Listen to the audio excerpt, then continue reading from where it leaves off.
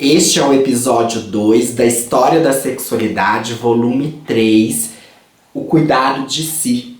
Essa obra-prima de Michel Foucault, que neste ano estamos fazendo a leitura do seu volume 3º. Então, hoje nós iremos ver o capítulo 1, Sonhar com os próprios prazeres.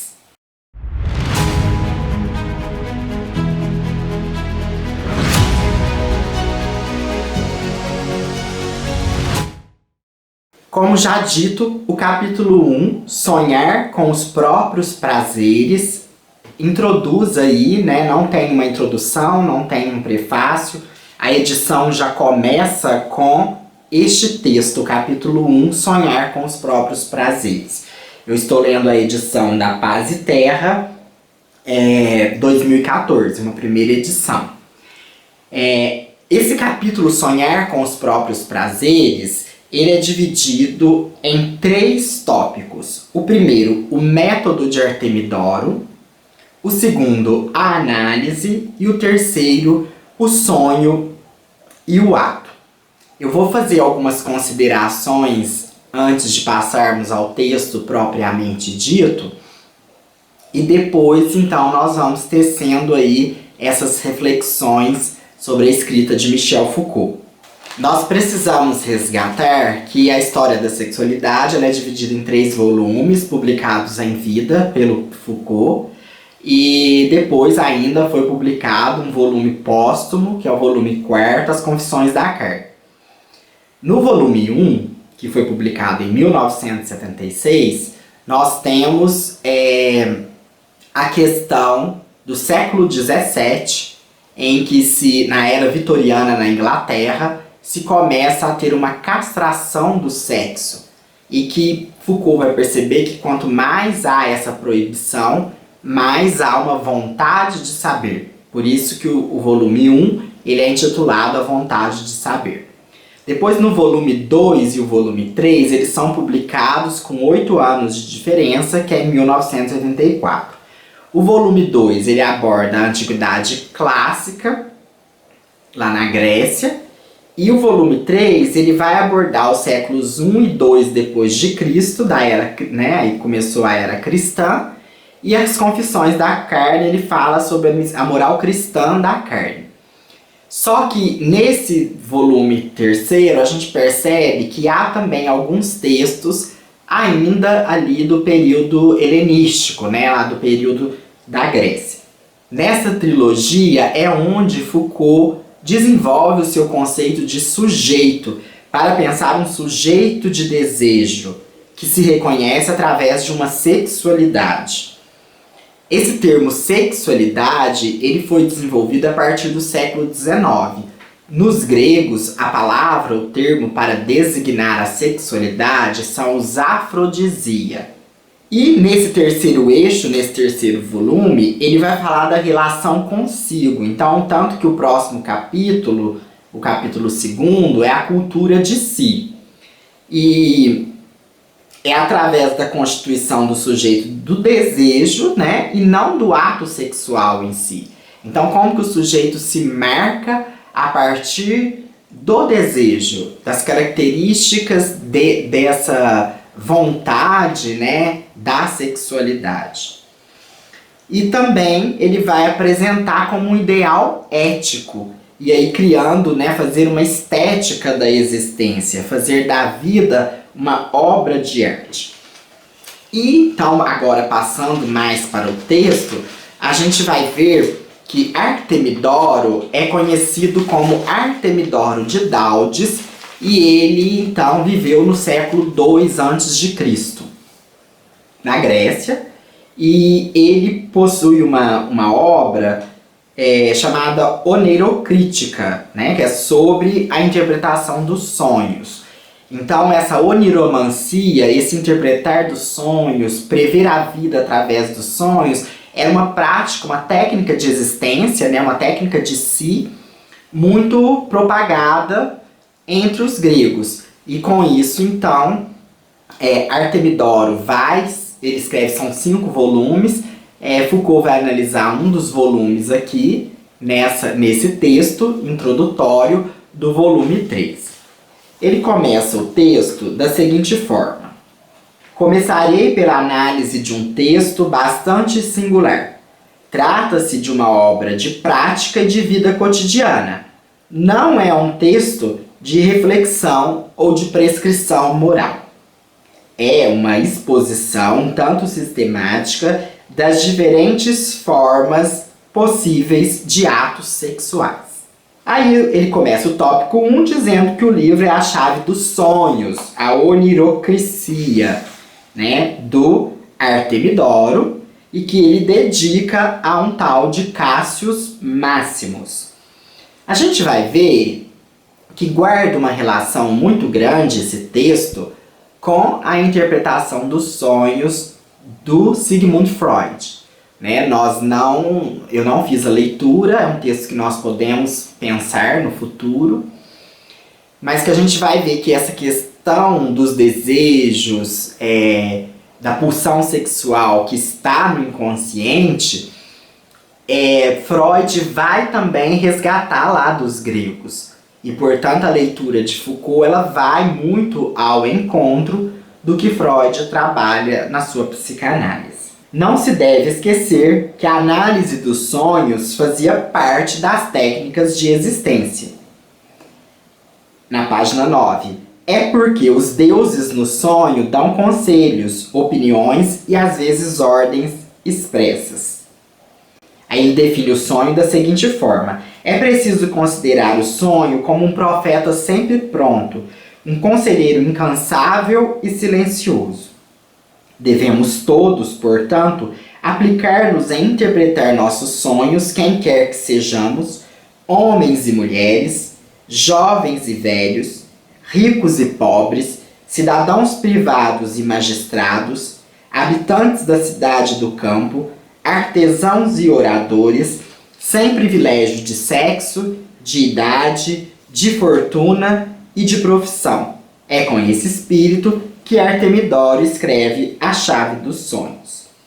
Então nós vamos ver que aqui nesse primeiro tópico, né, o método de Artemidoro, ele vai falar muito da definição do sonho, de como Artemidoro interpreta o sonho. Ele coloca aqui 2 tipos de visões noturnas, né, que são os sonhos, que é a enupnia e a oneiroi, né?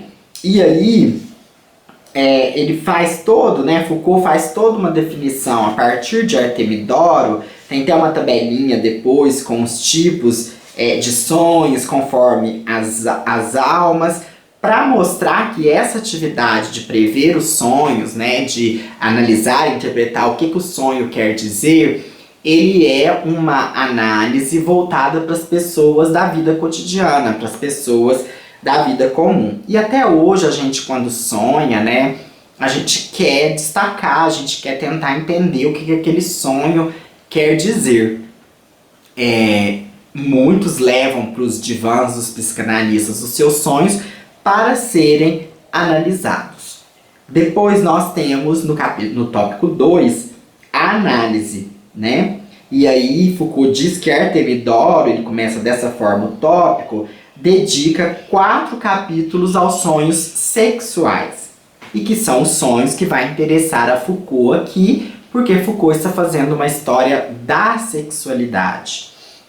E aí ele coloca que são 3 tipos de atos: aqueles conforme a lei, aqueles que lhes são contrários e os que são contrários à natureza. Aí divide em 3 pontinhos aqui, né? O primeiro ele coloca que os atos conforme a lei vai misturar um conjunto de categorias, como o adultério, o casamento, a frequentação de prostitutas, o recurso aos escravos da casa, a masturbação de um serviçal. E aí ele faz uma importante observação, que o valor moral do ato sonhado é a condição do ou da parceira e não a própria forma do ato. Então quer dizer, importa muito mais se o parceiro é ativo ou se é passivo, é isso que vai dar a conotação moral, né? Os gregos estão muito preocupados com essa questão do sexo enquanto um mecanismo de poder de submissão, de um dominar o outro. Então é aquela visão ainda muito advinda dos instintos da natureza. E aí ele prossegue falando, né? E no segundo ele coloca que os contrários à lei estão baseados na questão do incesto. E os atos antinaturais, né, diz respeito à posição fixada pela natureza, que se afasta da posição 1, e o outro diz respeito às relações sexuais nas quais é o parceiro que sua própria natureza define o caráter antinatural do ato. Aí eu fiz toda aqui na minha leitura uma associação com as parafilias, né, mas que o sexo entre dois homens não é tomado como uma parafilia, não é algo anormal. Né? Inclusive eles vão colocar a respeito do amor entre dois rapazes, que nós vimos no volume 2, mas não é qualquer relação também com os rapazes que ela é aceita. São as relações daquele sujeito mais velho com o sujeito mais novo na condição de passivo, numa relação muito permeada pela sabedoria, como nós vimos no volume 2. E aí ele fecha o capítulo com um tópico mais extenso, o tópico 3, chamado Sonho e o Ato. E aí nós vamos dizer assim, nós vamos ler essa parte na página 33. A interpretação de Artemidoro irá, portanto, situar-se sobre uma linha que é traçada entre o ator, o ato sexual e o sonhador do sonho, indo assim do sujeito ao sujeito, e partindo do ato sexual e do papel do sujeito tal qual ele próprio se representa no seu sonho. O trabalho de interpretação terá como objetivo decifrar aquilo que vai acontecer com o sonhador quando voltar para a vida desperta. Então, só é importante essa análise de Artemidoro, primeiro que ele fala que o sonhador, ele sempre está no ato que ele sonha. E sempre vai estar, então, relacionado com a vida social. Então, os impactos que os sonhos têm na vida social, como essa instância, né? Os gregos ainda não tinham a noção de inconsciente. Então, esse sonho, ele tá com um mecanismo do inconsciente que os gregos ainda não denominavam como inconsciente, guardando ali, né, as pulsões do que se pratica, né, na vida social. Ele cita também que não é qualquer sonho que vai ser analisado, não são sonhos raros, né? Isso não faz sentido, mas aqueles sonhos que se repetem. E aí a gente vem aí com o movimento da repetição discursiva, né? Como que os discursos sobre a sexualidade eles vão se repetindo, as práticas vão se ressignificando e nessa repetição vão marcando aí um sujeito de ou da sexualidade. E aí uma passagem importante também, na página 43, ele diz: a paisagem evocada nos capítulos de Artemidoro, consagrados aos sonhos sexuais, é uma paisagem familiar à antiguidade. É fácil encontrar neles traços de hábitos e costumes que muitos outros testemunhos, anteriores ou contemporâneos, poderiam atestar. E por isso Foucault está analisando esse texto. Foucault parte dos textos clássicos. Então pensa, se a gente for ler esse onirocrítica, né, do Artemidoro, a chave do sonho, será que vamos conseguir fazer uma leitura? Então somente alguém com a erudição de Foucault conseguiu fazer essa leitura e fazer essa análise permeada pela ética estética da existência e dizendo respeito aí ao que os sonhos marcam na sexualidade da pessoa, né, do sujeito. E ele continua: trata-se de um mundo marcado fortemente pela posição central da personagem masculina e pela importância atribuída ao papel viril nas relações do sexo. E aí, história da sexualidade é muito atual porque esse discurso, né, essa memória discursiva lá da Grécia, ela evoca nos dias de hoje e tem, né, ela renasce, ressurge nos dias de hoje e tem consequências na sexualidade, né, aqui no nosso caso, do povo brasileiro. Então a gente vê que os dizeres estão interligados, que as práticas estão interligadas e que essas leituras, mesmo que já um tanto esquecidas nas bibliotecas, elas refletem um registro histórico e marcam uma escrita que pode testemunhar, inclusive, o presente, trazendo para nós objetos para analisar, para refletir, né? Assim como a gente tem a psicanálise, os divãs, como eu citei, a gente tem nesse exercício da história da sexualidade um exercício analítico muito grande, né? E aí a gente vê tudo aquilo que Foucault desenvolveu na arqueologia do saber, que é o seu método arqueológico, na microfísica do poder, que é o seu método genealógico, vigiar e punir também, a gente vê que também o saber e o poder também está aqui. E que aqui ele desenvolve o método de pesquisa de Foucault. Então dá para a gente conhecer e para a gente trazer também para as nossas pesquisas, né, em análises discursivas Foucaultianas. Na 45 ele diz, na relação entre essas diferentes formas de atividade que se situam não exclusivamente, mas no que diz respeito ao essencial, os princípios de apreciação de uma conduta sexual. E aí eu gostaria de ler o finalzinho, né? Vou ler os 2 últimos parágrafos, peço licença se ficar um pouco confuso, um pouco demorado. Eu quis fazer dessa forma, só com a tela preta e aparecendo os textos, não mais os slides, porque fica mais fácil a conjuntura para mim, mas eu posso continuar fazendo a atualização dos slides e mandar para vocês, se for aí ajudar no nosso entendimento sobre o volume 3 da História da Sexualidade. Então vou ler esses 2 parágrafos para a gente finalizar. Encontramos aí facilmente as principais características da experiência moral dos afrodisia, tal como aparecia nos textos da época clássica. E o livro de Artemidoro, na medida em que não formula uma ética, mas em que utiliza para interpretar os sonhos uma maneira de perceber e de julgar os prazeres sexuais que lhe é contemporânea, atesta a permanência e a solidez dessa forma de experiência. No entanto, se voltarmos a atenção para textos que têm como objetivo refletir sobre as próprias práticas sexuais e dar a esse respeito conselhos de conduta e preceitos de existência, pode-se perceber um certo número de modificações em relação às doutrinas de austeridade que eram formuladas na filosofia do século IV. Rupturas, mudanças radicais, aparecimento de uma nova forma de experiência dos prazeres?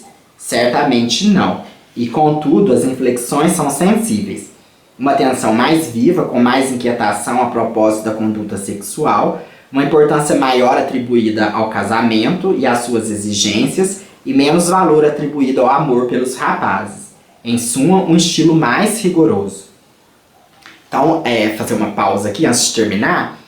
A gente vê, como eu disse, né, que a história se repete, que há essa memória discursiva, mas há também ressignificações. Há outros trajetos, né, então ele fala, lá no século IV era mais liberal, era mais, né, tinha a questão do amor dos rapazes, aqui já não aparece tanto e vai então se enrijecendo. Ele quer mostrar que é dito muito que na sociedade atual há essa liberação, há essa libertinagem, mas que na verdade é ao contrário, há uma forma muito mais endurecida do conservadorismo, das raízes de preceitos ainda muito moralistas, que ainda bloqueiam o exercício de uma sexualidade ativa e realmente que marca uma subjetividade, uma posição sujeito, constrói saberes aí sobre o sujeito, sobre a sua escrita de si, do que antigamente. E aí ele conclui, estamos na ordem das evoluções lentas. Então quando se trata de sexualidade, a evolução é muito lenta, mas através de temas que se desenvolvem, se acentuam e se reforçam, tá sempre aí. Pode-se perceber uma modificação de outro tipo. Ela concerne, aí eu destaco, a maneira pela qual o pensamento moral define a relação do sujeito com a própria atividade sexual. Então, esse ponto, né, vou até repetir, a maneira pela qual o pensamento moral define a relação do sujeito com a própria atividade sexual. E é isso que ele está mostrando, porque o sonho ele vai recalcar aquilo que o sujeito gostaria de ser. Então ele mostra que os bloqueios não se dão, eu sou casado, ou eu não posso fazer isso ou aquilo. Não, ele se dá pelo que a pessoa julga ser moral ou não. É isso que vai definir. E aí, que nós vamos ver provavelmente no decorrer do restante do do volume 3, nos próximos textos, e também nas Confissões da Carne, e eu acho que mais ainda, estou ansiosíssimo para ler as Confissões da Carne, que ele vai dizer que essa moral cristã, e principalmente a moral, porque eu tenho que fazer um parêntese aqui também, porque eu não acredito que Cristo tenha instituído essa moral tão rígida a respeito da sexualidade, porque ele perdoa a pecadora, né? Ele chama isso num ponto muito importante. Mas então, não é nem a questão da moral cristã, mas da moral da Igreja Católica, é ela que vai fazer, muitas vezes, influenciar, mesmo que a pessoa não seja católica, esse pensamento vai estar arraigado na sociedade em termos de sexualidade, né? Não estou defendendo também que tudo é permitido, que tudo é lícito. Eu tenho a minha moral sexual, você tem a sua, né? Então, nós precisamos, não é a questão de julgar o certo ou o errado, mas de perceber que somos afetados pelo pensamento moral que nos marca como sujeitos de sexualidade. No próximo vídeo, no episódio 3, traremos a cultura de si, capítulo 2, da História da Sexualidade, volume 3. Leia com a gente.